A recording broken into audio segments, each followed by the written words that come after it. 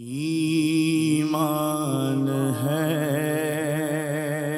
قول مصطفی۔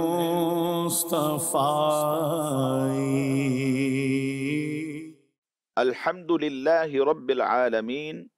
والصلاة والسلام على سيد المرسلين أما بعد فأعوذ بالله من الشيطان الرجيم بسم الله الرحمن الرحيم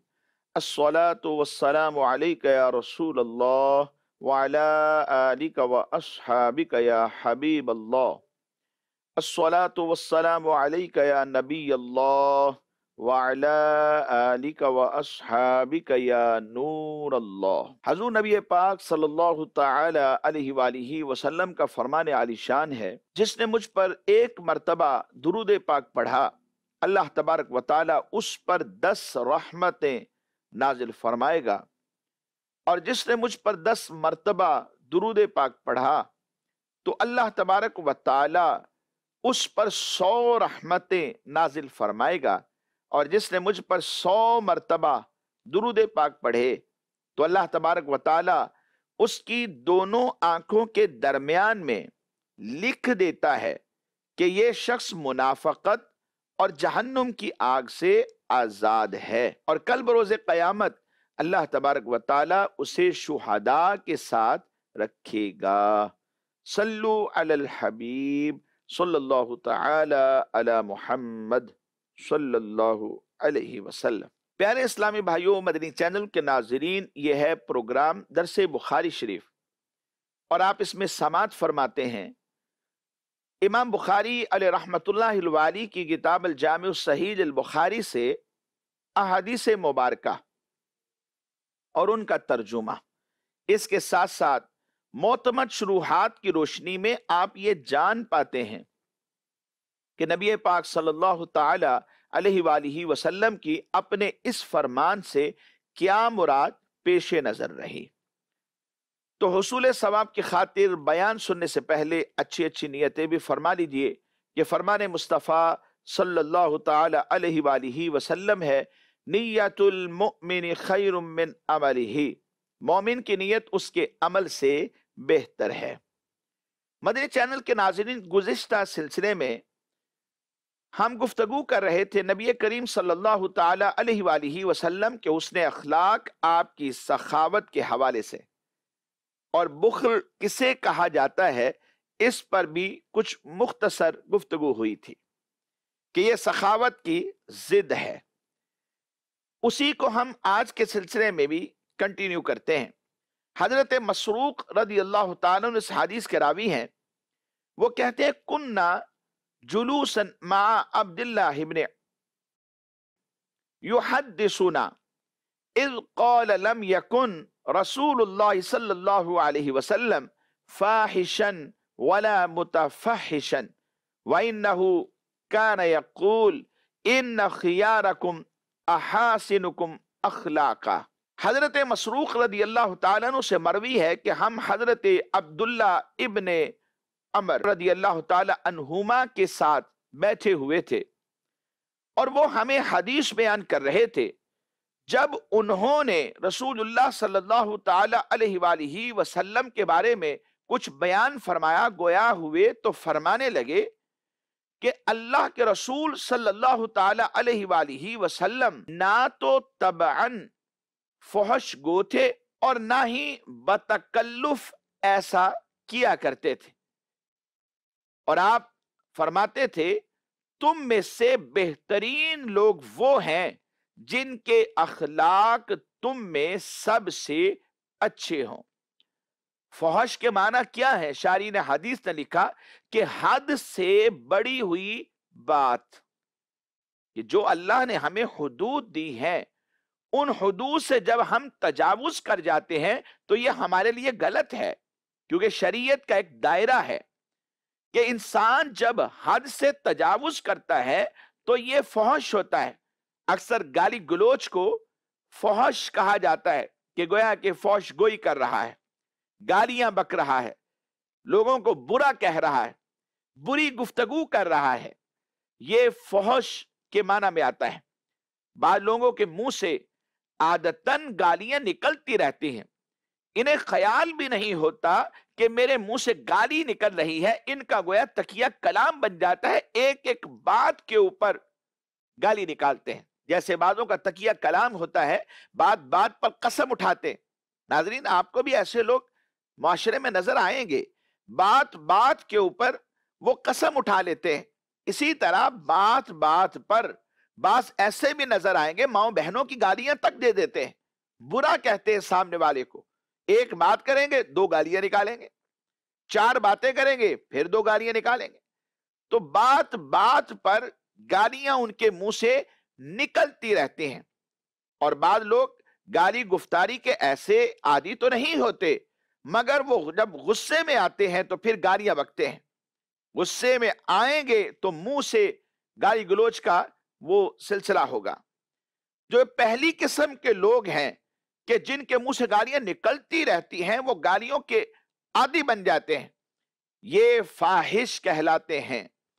اور دوسری قسم کے جو لوگ ہیں کہ جو عادی تو نہیں ہوتے گالی گفتاری کے، مگر غصے کے اندر گالیاں بک دیتے ہیں، فرمایا کہ یہ دوسری قسم کے لوگ جو ہیں یہ متفحش کہلاتے ہیں۔ اسی بات کو مفسر شہیر حکیم الامت مفتی احمد یار خان نعیمی علیہ رحمت اللہ الوالی نے یوں بیان کیا کہ فاحش کے معنی ہے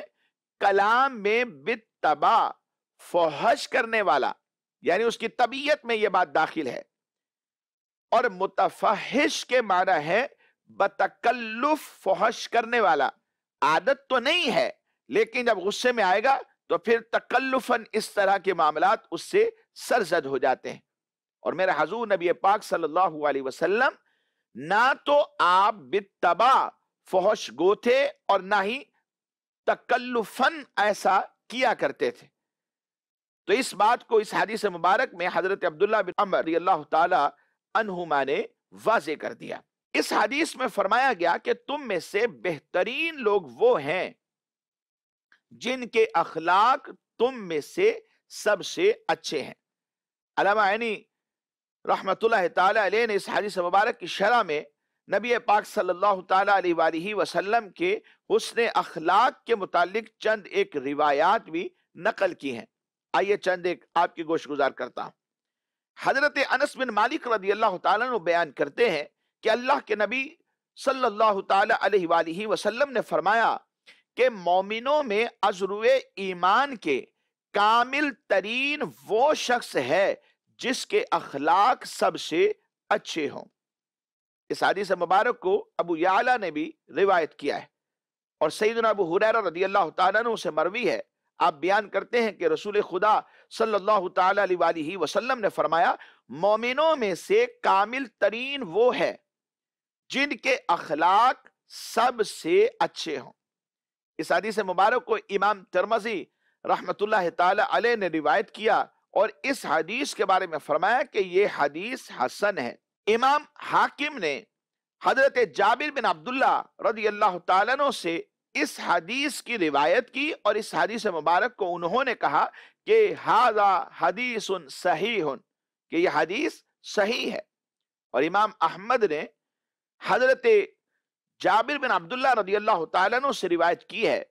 وہ بیان کرتے ہیں کہ اللہ کے رسول صلی اللہ علیہ وسلم نے فرمایا بے شک قیامت کے دن میرے نزدیک تم میں سے سب سے زیادہ محبوب شخص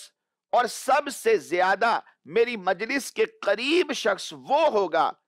جس کے اخلاق تم میں سے سب سے اچھے ہوں گے۔ مزید چینل کے ناظرین، بہت پیاری حدیث مبارک ایک مرتبہ پھر سنیے۔ نبی پاک صلی اللہ علیہ وسلم نے فرمایا بے شک قیامت کے روز نفسا نفسی کا عالم ہوگا، کوئی سایہ نہیں ہوگا سوائے عرش الہی کے سائے کے، ہر شخص اپنے ہی پسینے میں شرابور ہوگا، ڈبکیاں لگ رہی ہوں گی، اور سورج کی جو گرمی ہے لوگوں کی برداشت سے باہر ہوگی۔ بے شک فرمایا قیامت کے دن میرے نزدیک تم میں سے سب سے زیادہ محبوب اور سب سے زیادہ میری مجلس کے قریب وہ شخص ہوگا جس کے اخلاق تم میں سب سے اچھے ہیں۔ حسن اخلاق کا مالک ہے، بات چیت بڑے اچھے انداز سے کرتا ہے، بات جب کرتا ہے تو سامنے والے کو سمجھا دیتا ہے، اپنی گفتار سے، اپنے انداز سے، اپنے اخلاق سے سامنے والے کو متاثر کر دیتا ہے۔ اس کا جو یہ اخلاق ہے وہ خلوت و جلوت میں ہے، لوگوں کے سامنے بھی ایسا ہی ہے اور تنہائیوں میں بھی ایسا ہی ہوتا ہے۔ اور ایک اور حدیث مبارک ذکر فرمایا کہ امام طبرانی، امام حاکم نے حضرت اسامہ بن شریک رضی اللہ تعالیٰ عنہ سے روایت کی ہے کہ صحابہ کرام علیہ رضوان نے کہا، یا رسول اللہ صلی اللہ علیہ وسلم، اللہ کے بندوں میں سے اللہ تبارک و تعالیٰ کے نزدیک سب سے زیادہ محبوب کون ہے؟ تو سرکار دو عالم صلی اللہ علیہ وسلم نے فرمایا، جس کے اخلاق سب سے اچھے ہوں۔ اس نے اخلاق انسان کو جنت میں لے جاتا ہے کہ بندے کا یہ جو اخلاق ہوتا ہے دنیا میں اسے کامیاب انسان بنا دیتا ہے، اسے سکسیسفل لائف دیتا ہے، ایک کامیاب زندگی دیتا ہے۔ اور جب یہ اس دنیا سے جاتا ہے لوگ اس کے اچھے تذکرے کرتے ہیں، اور حدیث میں فرمایا، ما رآہ المسلمون حسنا فہو عند اللہ حسن، او کما قال علیہ الصلاۃ والسلام۔ جو اللہ کے بندوں کے نزدیک اچھا ہے، لوگوں کی زبان اس کے لیے اچھی ہے، لوگوں کی زبانوں پر تذکرہ اس کے لیے اچھا ہے، فرمایا وہ اللہ کے نزدیک بھی اچھا گردانا جاتا ہے۔ تو آپ نے یہ واضح کر دیا کہ جس کے اخلاق سب سے اچھے ہیں، اس نے اخلاق انسان کو جنت میں لے جاتا ہے۔ جی ہاں، مجھے اور آپ سب کو چاہیے کہ اپنی زندگی میں حسن اخلاق کو نافذ کر لیں، کیونکہ یہ نبی پاک صلی اللہ علیہ وسلم کی محبوب صفت ایسی کہ جس کا ذکر رب کائنات نے قرآن میں فرمایا، وَإِنَّكَ لَعَلَىٰ خُلُقٍ عَظِيمٍ، آپ کا جو خلق ہے وہ کتنا عمدہ ہے۔ نبی علیہ السلام کے اس حسن اخلاق کے تذکرے جو ہیں وہ قرآن میں کیے گئے، تو آپ اندازہ کیجئے کہ یہ کیسی اعلیٰ صفت ہوگی۔ مجھے بھی چاہیے، آپ کو بھی چاہیے، ہم سب کو چاہیے کہ اپنے وجود پر اسے نافذ کریں۔ حضرت امام بخاری علیہ رحمت اللہ الواری نے اس کے بعد ایک اور حدیث مبارک ذکر کی۔ یہ حدیث مبارک حضرت سہل بن سعد رضی اللہ تعالی عنہ سے مروی ہے۔ آپ کہتے ہیں، جاءت امرأۃ الی النبی صلی اللہ علیہ وسلم ببردۃ۔ اس حدیث مبارک میں ناظرین اس نے اخلاق بھی نظر آئے گا اور سخاوت بھی نظر آئے گی۔ حضرت سہل بن سعد رضی اللہ تعالیٰ نے بیان کیا کہ ایک عورت سرکار دو عالم صلی اللہ علیہ وسلم کے پاس ایک بردہ لے کر آئی، ایک چادر لے کر آئی۔ تو سہل رضی اللہ تعالیٰ نے قوم سے کہا، اتدرون مل بردہ، کیا تم جانتے ہو بردہ کسے کہا جاتا ہے؟ تو قوم کے جو افراد وہاں پر موجود تھے وہ کہنے لگے، بردہ وہ ایک تہبند کو کہتے ہیں، یعنی باندھنے والی چادر، تہمت کے طور پر باندھنے والی چادر۔ تو حضرت سہل رضی اللہ تعالی عنہ نے ان سے کہا کہ ہاں ٹھیک کہا تم نے، یہ تہمد ہی ہے، یہ ایسا تہمد ہے لیکن کہ جس میں حاشیہ ہوتا ہے، یہ بنا ہوا ہوتا ہے۔ اس کے بعد حضرت سہل بن سعد رضی اللہ تعالیٰ عنہ ذکر کرتے ہیں کہ اس عورت نے سرکار دو عالم صلی اللہ علیہ وسلم کی خدمت میں یہ بات عرض کی، یا رسول اللہ اکسو کا ہذہ، میں چاہتی ہوں کہ میں آپ کو تہمت پہناؤں، یعنی یہ میں آپ کو تحفہ دے دوں۔ تو اللہ کے نبی علیہ الصلوۃ والسلام نے پھر کیا کیا، فَأَخَذَهَا النَّبِيُّ صلی اللہ علیہ وسلم مُحْتَاجًا إِلَيْهَا فَلَبِسَهَا، سرکار دو عالم صلی اللہ علیہ وسلم نے وہ تہمت اس سے لے لی، حالانکہ آپ کو اس کی ضرورت تھی، پھر آپ نے اسے پہن لیا۔ فَرَآهَا علیہ رجل من الصحابہ فقال یا رسول اللہ صلی اللہ علیہ وسلم ما احسن هذه فاکسنیها، صحابہ کرام علیہ رضوان میں سے ایک شخص تھے، انہوں نے جب دیکھا کہ نبی کریم صلی اللہ علیہ وسلم نے ایک نئی تہمت باندھ رکھی ہے تو انہوں نے کہا، اے اللہ کے رسول صلی اللہ علیہ وسلم، ما احسن هذه، کتنی خوبصورت ہے یہ آپ مجھے پہنا دیجئے، یعنی یہ مجھے آپ عطا کر دیجئے۔ تو سرکار دو عالم صلی اللہ علیہ وسلم نے فرمایا، نعم، ٹھیک ہے، اچھا ہے، یہ میں تمہیں دے دیتا ہوں۔ فلما قام النبی صلی اللہ علیہ وسلم لامہ واصحابہ، پھر اس کے بعد جب سرکار دو عالم صلی اللہ علیہ وسلم اس مقام سے اٹھے تاکہ وہ چادر اسے دے دیں، تو صحابہ کرام علیہ مردوان جو اس وقت حاضر خدمت تھے وہ ان صحابی سے کہنے لگے کہ تم نے ایسا کیوں کیا؟ یعنی گویا انہیں ملامت کی کہ آپ کو ایسا نہیں کرنا چاہیے تھا، یہ آپ نے اچھا نہیں کیا۔ اس کی وجہ کیا ہے؟ ما احسنت حین رأیت النبی صلی اللہ علیہ وسلم اخذها محتاجا الیہا ثم سألتہ ایاہا وقد عرفت انه لا يسأل شيئا فيمنعه۔ صحابہ کرام علیہ مردوان نے انہیں ملامت کیا اور کہا کہ آپ نے اچھا نہیں کیا، حالانکہ آپ نے دیکھ لیا تھا کہ نبی پاک صلی اللہ علیہ وسلم نے وہ تہمت لے لیا ہے اور آپ کو اس کی ضرورت بھی ہے، پھر آپ نے نبی پاک صلی اللہ علیہ وسلم سے اس کا سوال کیوں کیا؟ اور آپ کو معلوم بھی ہے کہ سرکار دو عالم صلی اللہ علیہ وسلم سے جب بھی کسی چیز کا سوال کیا جاتا ہے تو حضور منع نہیں فرماتے۔ یہ بات جانتے ہوئے آپ نے نبی علیہ السلام سے سوال کر لیا۔ اب جنہوں نے سوال کیا تھا ان کا اپنا اندیا کچھ اور تھا، اسے بھی سماعت فرمائے۔ وہ کہتے ہیں رجوت برکتہا حین لبسہا النبی صلی اللہ علیہ وسلم لعلی اکفن فیہا، تو انہوں نے کہا کہ مجھے اس تہمد کی برکت کی توقع تھی، یعنی میں نے یہ ارادہ کیا کہ نبی پاک صلی اللہ علیہ وسلم یہ مجھے عطا کر دیں گے اور میں اس سے برکت لوں گا۔ برکت کس چیز کی؟ برکت اس لیے ہے کہ حین لبسہا النبی صلی اللہ علیہ وسلم، کیونکہ اب یہ چادر میرے مصطفیٰ کے وجود مبارک سے مس ہو گئی ہے، حضور نے اسے پہن لیا ہے، تو اب تو یہ برکتوں والی ہو گئی ہے، تو میں اس سے برکت لینا چاہتا ہوں۔ لعلی اکفن فیہا،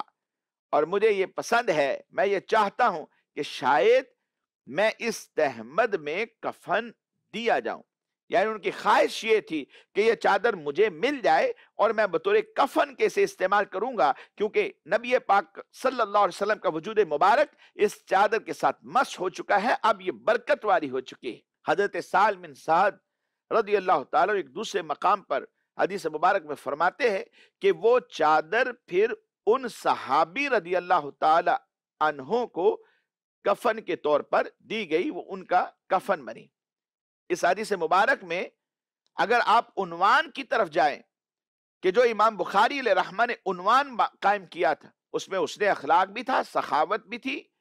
اور بخل کی ناپسندیدگی کا اظہار بھی تھا۔ اس میں سخاوت کا بھی ذکر ہے اور حسن اخلاق کا بھی ذکر ہے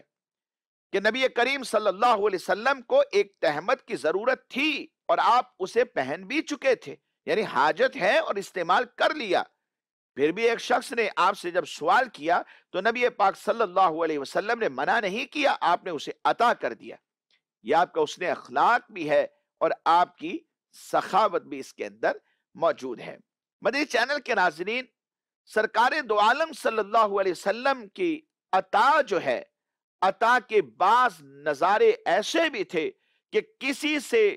اس کی چیز خرید کر نبی پاک صلی اللہ علیہ وسلم اسی کو یا اس کے گھرانے میں سے، اس کے گھر کے افراد میں سے کسی اور فرد کو بھی عطا فرما دیا کرتے تھے، لیکن سخاوت کا اظہار میرے مصطفیٰ کا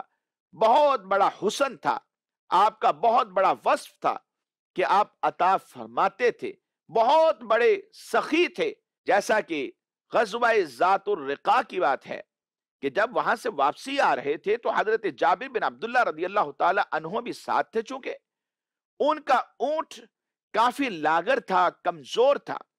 بار بار لشکر سے پیچھے رہ جاتا۔ رسول کریم صلی اللہ علیہ وسلم نے آگے بڑھ کر اونٹ کی یہ حالت جب دیکھی تو اسے ایک لکڑی ماری، ایک چابک لگائی۔ وہ اونٹ اس قدر تیز ہو گیا، مدنی چینل کے ناظرین، اس قدر تیز رفتار ہو گیا کہ اب دوسرے صحابہ رضی اللہ تعالیٰ عنہ کی اچھی اچھی جو اونٹنیاں تھی یا ان کی جو سواریاں تھی ان سے بھی آگے نکل جاتا تھا۔ حضرت جابر بن عبداللہ رضی اللہ تعالیٰ عنہ اونٹ کی رفتار کم کرتے ہوئے سرکار دو عالم صلی اللہ علیہ وسلم کے برابر میں حاضر ہوئے اور سرکار دو عالم صلی اللہ علیہ وسلم سے باتیں کرتے ہوئے چلنے لگے۔ یہ میرے حضور نبی پاک صلی اللہ علیہ وسلم کی شفقت تھی کہ اپنے غلام سے اس طرح محبت تانہ انداز میں گفتگو کر رہے ہیں۔ نبی پاک صلی اللہ علیہ وسلم فرمایا، اے جابر، تم یہ اونٹ مجھے بیچتے ہو؟ حضرت جابر رضی اللہ تعالیٰ عنہ نے بلا معاوضہ ہی اونٹ حضور نبی علیہ السلام کی بارگاہ میں بطور تحفہ پیش کرنا چاہا، لیکن سرکار دو عالم صلی اللہ علیہ وسلم نے قیمتاً خریدا، اور اس کی قیمت کیا طے ہوئی؟ ایک اوقیہ، ایک وزن ہے، ایک اوقیہ سونا اس کی قیمت ٹھہری کہ آپ ایک اوقیہ دیں گے اور یہ اونٹ آپ کا ہے۔ جبکہ یہ تو چاہ رہے تھے کہ بطور تحفہ دے دیا جائے، لیکن نبی پاک صلی اللہ علیہ وسلم نے ان سے بطور تحفہ نہ لینا چاہا اور انہیں قیمت دینے کا ارادہ فرمایا، اور ایک اوقیہ سونا اس دور کے مطابق اس کی قیمت ٹھہری۔ مدینہ شریف پہنچنے کے بعد اگلے دن حضرت جابر بن عبداللہ رضی اللہ تعالیٰ عنہ وہ اونٹ لے کر رسول خدا صلی اللہ علیہ وسلم کی بارگاہ میں پیش کرنے کے لیے حاضر ہو گئے، اور مسجد نبوی شریف کے باہر انہوں نے ایک جگہ پر اس اونٹ کو باندھ دیا۔ سرکار دو عالم صلی اللہ علیہ وسلم نے دیکھا، آپ نے فرمایا کہ یہ اونٹ کس کا ہے؟ بتایا گیا کہ حضور یہ اونٹ تو جابر کا ہے رضی اللہ تعالی عنہ۔ نبی پاک صلی اللہ علیہ وسلم نے حضرت جابر بن عبداللہ رضی اللہ تعالی کو بلایا اور فرمایا، اے میرے بھائی کے بیٹے، اونٹ کو لے جاؤ، یہ تیرا ہی ہے۔ اور پھر حضرت بلال رضی اللہ تعالی عنہ سے فرمایا کہ بلال، جابر کو لے جا کر ایک اوقیہ سونا ادا کر دو۔ حضرت جابر رضی اللہ تعالی عنہ کو حضرت بلال رضی اللہ تعالی عنہ نے اونٹ کی جو قیمت ایک اوقیہ سونا ٹھہری تھی وہ بھی ادا کر دی، اور مصطفیٰ جان رحمت کے حکم سے اس سے کچھ زیادہ بھی عطا فرما دیا۔ اونٹ بھی مل گیا، واپس ہو گیا، ایک اوقیہ سونا بھی مل گیا، اور اس سے کچھ اضافی بھی میرے حضور نے عطا کر دیا۔ حضرت جابر بن عبداللہ رضی اللہ تعالیٰ فرماتے ہیں کہ اللہ کی قسم، وہ جب تک میرے پاس رہا میرا مال بڑھتا ہی رہا۔ نبی علیہ السلام کے دیے ہوئے اس مال کی برکت اتنی زیادہ تھی، اس اونٹ کی برکت اتنی زیادہ تھی کہ جب تک وہ میرے پاس موجود رہا، سرکار دو عالم صلی اللہ علیہ وسلم کی برکت کی وجہ سے میرے مال میں بھی برکتیں ہوتی رہیں۔ اسی طرح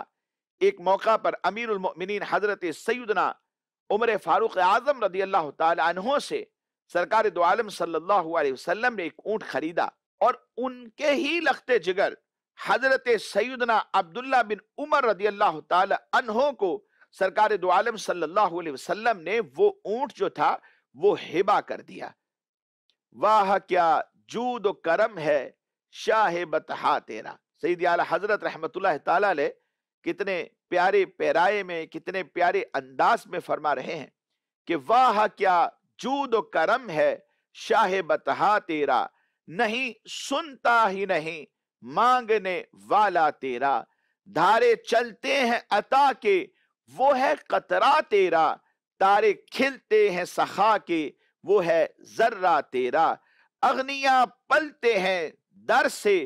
وہ ہے باڑا تیرا، اصفیا چلتے ہیں سر سے وہ ہے رستہ تیرا۔ تو میرے چینل کے ناظرین، نبی پاک صلی اللہ علیہ وسلم کے حسن اخلاق اور آپ کی سخاوت کے کیا کہنے ہیں۔ ہم سب کو بھی چاہیے کہ نبی پاک صلی اللہ علیہ وسلم کے قرب کے لیے، تاکہ ہمیں قیامت کے روز میرے حضور نبی پاک صلی اللہ علیہ وسلم کا قرب ملے، اور آپ کی مجلس میں میرے حضور کے قریب جگہ مل جائے اور حضور کی محبوبیت مل جائے، اس کے لیے حسن اخلاق کو اپنی ذات میں اپلائی کرنا ہوگا، اپنی ذات میں، اپنے وجود میں اتارنا ہوگا، ہر وقت ہر حال میں حسن اخلاق کا مظاہرہ کرنا ہوگا، اور اس کے ساتھ ساتھ اللہ کی راہ میں اللہ کے دیے ہوئے مال سے خرچ کرتے رہیں، اللہ راضی ہوگا۔ مدنی چینل کے ناظرین، ہمارے آج کے جو سلسلے کا وقت ہے وہ اختتام کو پہنچا۔ ہم آپ سے اجازت چاہتے ہیں، دعا گو ہیں